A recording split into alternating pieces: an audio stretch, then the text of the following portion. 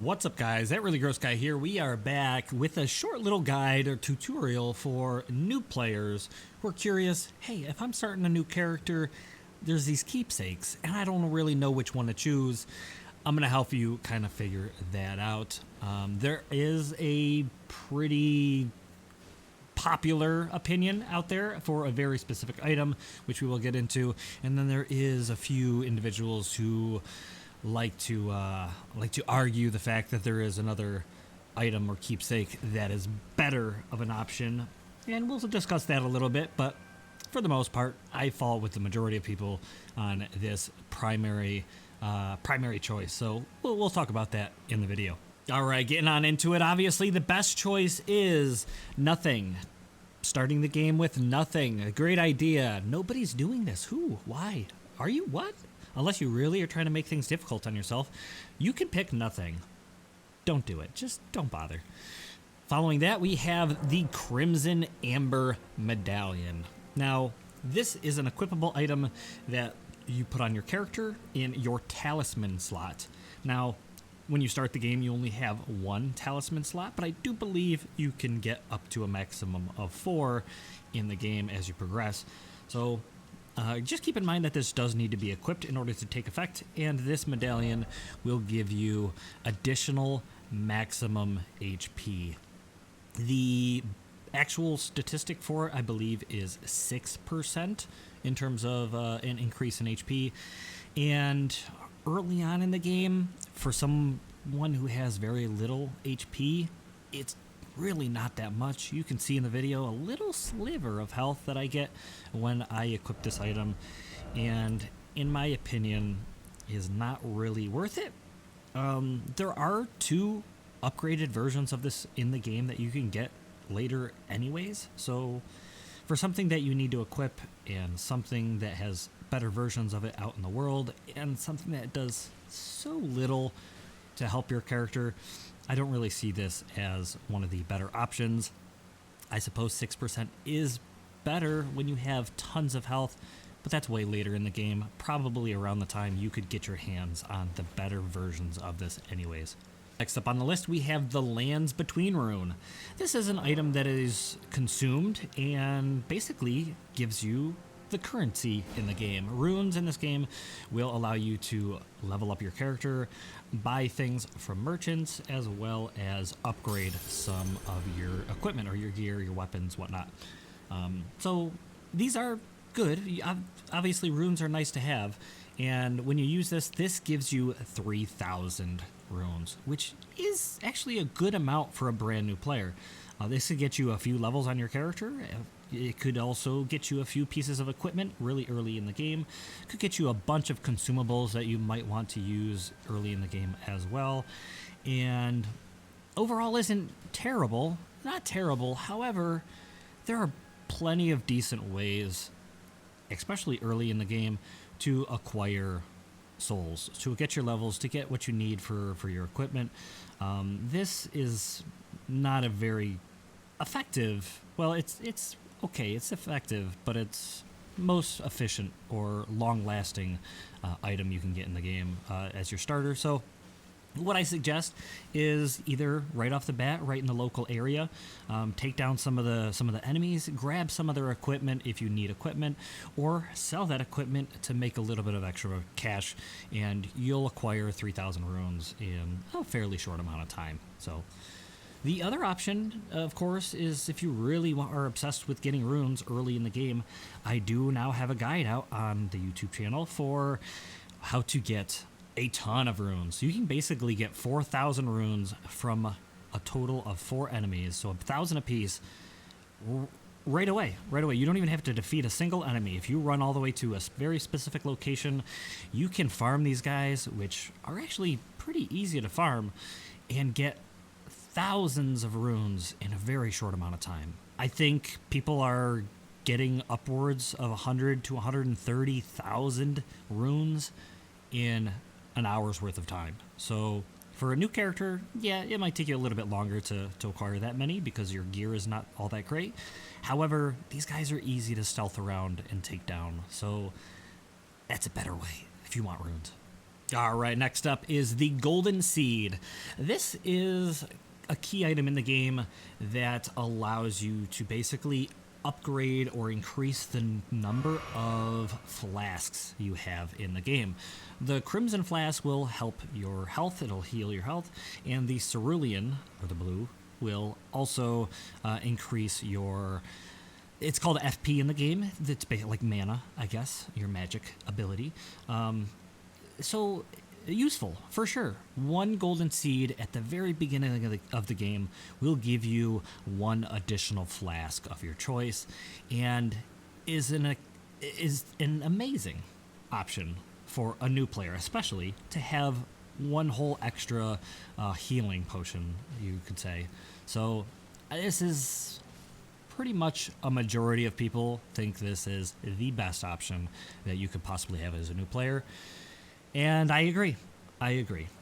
We will talk about the controversial item shortly, but there are only so many golden seeds in a playthrough, so that is something to take note of. So having one right at the beginning of the game is nice. And as you get more and more flasks, they cost more and more to actually upgrade. So having one just immediately is nice. All right, next up is a summon item, which you can summon characters in the game if you are not aware. These are the Fanged Imp Ashes. Now, utilizing this is going to basically summon 2 imps to your side. These little imp gargoyle-looking dudes, they are kind of ferocious, and they can do a decent amount of damage in the early game, and are actually not that bad for a new game player to have. The downside to these are, well, you can't use them right away in the game. You do have to get a little ways in, just a little ways in, about maybe I'd say an hour, unless you are really focused on getting the summoning bell, which is what you need, and then you can summon these guys. However, when you get the summoning bell, you also get another summon with it, and while most people think that the Fanged Imp Ashes are better than the summon you get when you get the bell, the idea is now you're going to have to pick and choose between summons, and you couldn't even use this until you got the bell anyways, so maybe you should have waited. You can also get this later in the game by purchasing it from a merchant too, so that is also something to consider. All right, so a batch of cracked pots is your next choice, and these are consumable items. Actually, technically, this one is a crafting item that you use to craft these throwable pots that deal damage. Whether you can craft different types of pots that you can throw. The first one that you get in the game will do fire damage. There are some that do holy damage. There are some that will help poison your enemies, things like that. And these are actually good to have. When you craft this into a fire pot, we'll say, you throw it and it breaks and it does damage, you actually get the crafting pot back, so you can then again craft it into something, another consumable throwing pot. So these are actually nice. You do get a couple of these to start. It's 2 or 3 when you start and choose it as your keepsake. So they're not bad. They're definitely good to have. However, you can get a few of these fairly early in the game, and you can actually get quite a bit of these throughout your entire playthrough.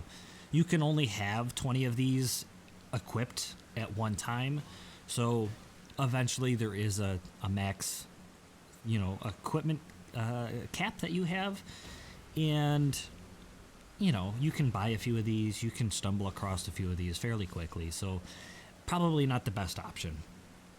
All right, so following that, we have the Stone Sword Keys. You get 2 of these when you start the game as your keepsake, and these are actually very useful in the game. They don't have an immediate real use. You will find out that in the game there are some locked areas that you cannot access. They're hidden behind this grayish, whitish fog, and they are not accessible unless you have Stone Sword Keys. Some of these gates require 2 keys to access, some of them only 1, but you need these in order to access those areas. Now, it does sound pretty good. Maybe I'll grab one of these and or both of these, and I'll go right into the game. I'll go unlock a couple doors and get some good gear. Yes, that is technically possible. And yes, there is a door right off the bat. Right when you get through the tutorial, there is a door immediately that uses both of your keys.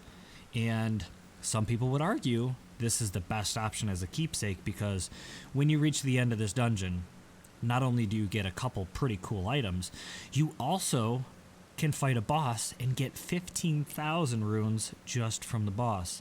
Best possible start, you might say, yes? This boss is likely going to make you want to quit the game. This boss is going to wreck your face. Unless you are pretty darn sure you are the best Soulsborne Elden Ring player on the planet, don't bother. Don't come back later. You can always come back and get that stuff. There's way better. Don't.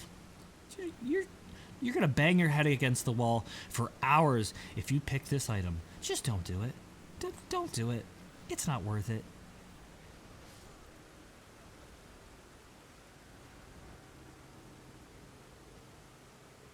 All right, we got a pretty cool item coming up here. These are consumables, and you only get a few of them when you start. I think it's 5.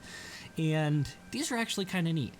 I tried using these, and I pretty much would like to use more of these in the future of my Elden Ring playthrough. And these are consumables that charm your enemies. This will charm an enemy that make them fight for you for 5 whole minutes. 300 seconds is the time frame that this works, or until that character is defeated. And it's actually kind of nice. Having someone, team up and fight with you and take down some enemies is pretty cool. There are some downsides to this, though. One of which is you can eventually buy some of these and craft these later in the game, so that's kind of a bummer. The other thing is you have to be right up on the enemy for this to work, and the casting time is pretty slow. You're more likely gonna get hit and staggered and have not the best time when you're trying to use these, unless you really know what you're doing. So yes, they're good, but the other biggest issue, is there are a lot of enemies this just doesn't work on. They're completely immune to the ability to be charmed. Of course, bosses, you can't charm bosses. A lot of the world bosses, the guys that are out in the world and doing their thing and you can stumble across them, completely immune.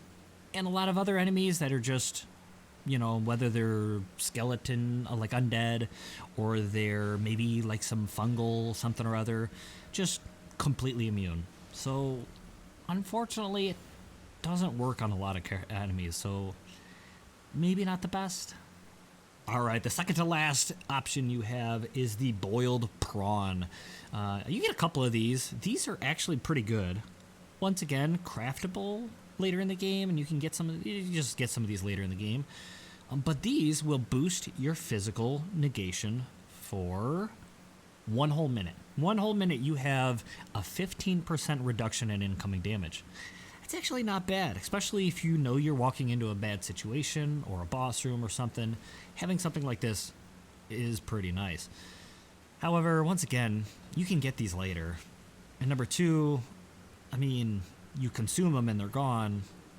It's better to have something that lasts, in my opinion, when you choose your keepsake. Something that lasts the entire playthrough and even forever. Some of these items will last until your character, for the entire career of your Elden Ring playthrough. So maybe just get these later. And lastly, we have Shibriri's Woe. At first I thought this was kind of a joke item, but to be honest, it actually does have some use. This is going to constantly attract aggression from your enemies. So enemies are going to be focused on you. Don't you? That sounds kind of bad, doesn't it? Unless, let's say you're playing multiplayer with a friend and you want to be the focus, you want the attention, you want to build high defense and health and all that stuff, and you want to be the target so that your ally can take them down with much easier. It's actually not bad. Or you just will summon, you do your summons and still maintain the focus of the enemy so your summons can go through and deal some damage. Actually not a bad idea. It's kind of neat. So, I don't know. I'm curious to see what you think about that. Is that an item that you think is worth it? I don't know. Anyways, those are all of the items you can choose. I, number one, am curious what you chose. What'd you choose? Did you pick the stone sword key? Did you pick the crackpots? Did you pick the little summon guys? What'd you pick? And if you want to know my opinion, by far, I think the golden seed is the best option. It's going to give you a flask immediately in the game. It's really going to help you as a new player, whether you're experienced with Soulsborne games or not. It's just so nice to have. Or were you one of those hardcore stone sword keys down to the boss dungeon with my club and no good armor and fight a boss that inevitably whooped your butt? Don't do it. Just don't do it. It's not worth it. But yeah, thank you guys so much for watching. Hope you enjoyed. And yeah, let me know what you think. I'll see you guys again in the next episode. Blow.